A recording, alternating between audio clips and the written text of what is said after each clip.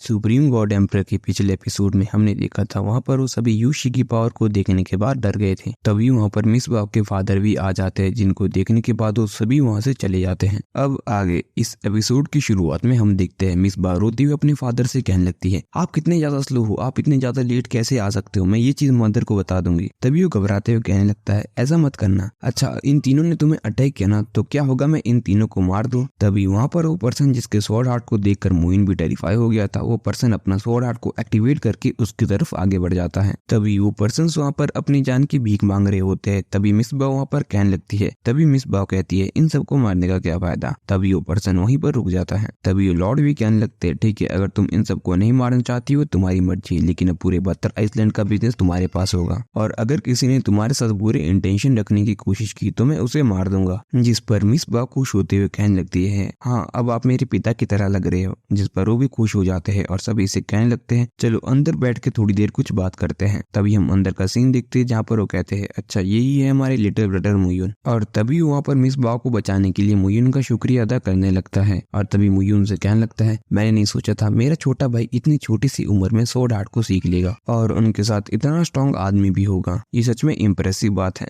जिस पर मुयून कहते हैं, आप सिर्फ मेरे साथ ज्यादा पोलाइट हो रहे हो। जिस पर वो पर्सन भी कहने लगता है, स्विचेंग कैंसिन सच में काफी ज्यादा अच्छा है। जिसके बाद मुइन उसे हाथ जोड़कर शुक्रिया अदा कर देता है और अपने डिसाइपल को भी कहता है। जिसके बाद उसका डिसाइपल भी उसके लिए हाथ जोड़ता है और इतनी पावरफुल पर्सन को हाथ जोड़ता देखकर वो पर्सन भी असहज होकर अपने हाथ जोड़ने लगता है। तभी लॉर्ड मुयून से कहने लगते हैं, ब्रदर मुयून आप सुपर टैलेंटेड हो, मुझे कोई भी हैरानी नहीं है कि एम्परर चैकलिंग आपसे खुद ही पर्सनली डील करना चाहते थे। जिस पर मुइन उनसे कहता है, ऐसा लगता है कि आपको बहुत ज्यादा इन्फॉर्मेशन पता है। जिस पर वो खुश होते हुए कहने लगता है, हालांकि मेरा तियानवो पवेलियन इन्फॉर्मेशन को सर्च करने के लिए नहीं जाना जाता, लेकिन फिर भी मेरे पास कुछ न्यूज है, तो तुम मेरे लिए लिंगर का 72 आइसलैंड में ख्याल रखना और उसके साथ पूरी तरह से इस बिजनेस में पार्टिसिपेट करना। जिस पर वहाँ पर मिसबाह भी खुश होने लगती है। तभी वो खड़े होकर आगे कहता है, न्यू जनरेशन की डेस्टिनी बैटल लिस्ट भी शुरू होने वाली है, तो लिंगर तुम्हें उसमें भाग लेना चाहिए। जिस पर मिसबाह कहने लगती है, लेकिन फादर मैंने पिछली डेस्टिनी बैटल में भी पार्टिसिपेट नहीं किया था और आपने भी तो कहा था वो लेंजिलियो का बिजनेस है, तो क्या इस बारी हम पार्टिसिपेट करने वाले हैं। जिस पर वो कहने लगते हैं, क्योंकि इस बारी चीजें अलग है, इस बारी वहाँ पर तेंजुलो में ये कंपटीशन नहीं हो रहा है बल्कि हैंगजिन माउंटेन में, और जो रिवार्ड है वो शुंगकुंग माउंटेन में प्रोवाइड करेगा। और इस टाइम ये बहुत ही ज्यादा स्पेशल है और कोई भी न्यू जनरेशन का अगर रैंकिंग लिस्ट में आ जाता है तो एंशिएंट ड्रैगन रूइंस में जा सकता है। जिसको सुनने के बाद मुइन भी कहता है, एंशिएंट ड्रैगन रूइन। तभी वो पर्सन आगे कहता है, एंशिएंट ड्रैगन रूइन ऐसी चीज नहीं है जिसे मैं एक दो वर्ड में समझा सकता हूँ, लेकिन इसके बारे में मैं एक चीज कह सकता हूँ, एंशिएंट सीक्रेट रिलम, जिससे सभी फेरीलैंड के लोग भी डरते हैं। और साथ ही में ये भी कहा जाता है एंशिएंट ड्रैगन रूइन रिलेटेड है 9 स्पिरिट सीजिंग हेवन मॉन्यूमेंट के। जिसके बाद मुइन भी वहाँ पर सोचने लगता है, 9 स्पिरिट सीजिंग हेवन मॉन्यूमेंट को 9 भागों में डिवाइड किया गया है और मेरे पास केवल उनमें से एक पीस है। जिसके बाद मुइन सोचने लगता है, मैंने इसके बारे में हजारों साल पहले भी नहीं सुना होगा और मुझे ये नहीं पता है कि ये असल में है क्या चीज, लेकिन बस इतना है कि उससे इमोर्टल ब्लड स्पॉट मेरी बॉडी में बर्न हुए, लेकिन ये बहुत ज्यादा प्रीशियस है। जिसके बाद लॉर्ड वहाँ पर बायलिंगियर से कहने लगते हैं, तो इस बारी तुम्हें ध्यान रखना होगा, तुम्हें डेस्टिनी लिस्ट में कंपटीशन में पार्ट लेना होगा और तुम्हें एक रैंक वहाँ पर पानी होगी ताकि तुम भी एंशिएंट ड्रैगन रूइन में जा सको, ताकि तुम भी 9 स्पिरिट सीजिंग हेवन मॉन्यूमेंट के बारे में सीक्रेट को एक्सप्लोर कर सको।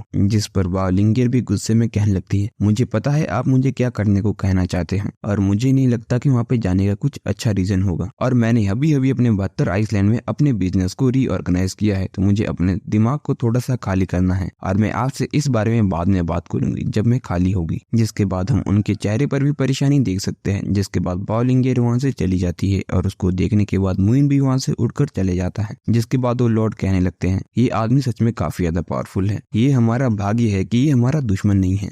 जिस पर वो पर्सन भी कहता है, आपने बिल्कुल सही कहा, क्योंकि जो बैम्बू हेड में आपको यंग आदमी दिख रहा है ना, अगर उसने अपनी बिनिंग होस्ट बॉडी को पूरी स्ट्रेंथ के साथ यूज किया तो मैं भी उसका ओपोनेंट बनने के लायक नहीं हूँ। जिसको सुनने के बाद वो भी हैरान होते हैं। दूसरी तरफ हम मुयून और बायलिंगियर को देखते हैं। तभी बायलिंगियर मुयून से कहती है, मुयून हाँ जो कि हमेशा छुपा हुआ रहता है, एक्चुअली तुमने एक इनेट वेपन को कल्टीवेट किया है और इसके पास डबल वेपन भी है और इसने मुझे धोखा दिया। जिस पर मुइन उससे कहने लगता है, मुझे भी यून जुंग यून के द्वारा चेंज किया जा रहा था और सडनली मुझे ट्रू एसेंस में चेंज करने का एहसास हुआ और मैंने अपने कंडेंस कर लिया ताकि मैं इनहेंस स्ट्रेंथ को पा सकूं, और मेरी डबल स्ट्रेंथ की वजह में भी ये हो सकता है क्योंकि मेरी स्किल थोड़ी सी स्पेशल है ना। जिस पर मिस बायलिंगियर मुयून से कहती है, चलो चलो इसे भूल जाओ, वैसे भी अब मैं तुम्हारे साथ हूँ, मुझे किसी भी बात की चिंता नहीं है और तुम मुझसे अपने सीक्रेट को छुपा सकते हो। मुझे किसी के सीक्रेट जानने में कोई भी दिलचस्पी नहीं है, क्योंकि अब तुम मेरे पर्सनल बॉडीगार्ड हो, यंग मास्टर हो भी तियानबू पवेलियन की। तो अब तुम चिंता मत करो, अब तुम्हारे बारे में कौन आइडिया बनाना चाहेगा, और मेरे फादर भी इसको जरूर नहीं चाहेंगे। तभी वो दोनों रास्ते में आगे बढ़ने लगते हैं। तभी दो लोगों की यहाँ पे घबराती हुई आवाज आती है। मिस बॉलियर, आप आ गई। जिनको देखते हुए वालिंगर कहती है, यूलियन आइसलैंड के लॉर्ड, आज तो आपकी टोन बिल्कुल ही अलग हो चुकी है। कल तो आप मुझे मारना चाहते थे और आज तो आप मुझसे बेहतरीन तरीके से बात कर रही हो। जिस पर वो घबराते हुए कहने लगता है, अरे नहीं नहीं, ऐसी हिम्मत कौन करेगा, वैसे भी वो सारी गलती शैडो पवेलियन और ब्लू व्हेल टावर की थी। तभी मिसबा कहती है, अब बाकी चीजें मैं तुम्हें बाद में बताऊंगी, लेकिन अब पूरे 72 आइसलैंड का बिजनेस मुझे बिलोंग करता है और अब तुम 72 आइसलैंड के सभी कमांडर को एक साथ समन करो। और बाकी अगर तुम्हें मुझसे कोई भी काम हो और क्वेश्चन हो तो तुम मेरे पर्सनल बॉडीगार्ड से पूछ सकते हो। जिसके बाद वहाँ पर हामी भर देता है और तभी ये एपिसोड भी यहीं पर खत्म हो जाता है।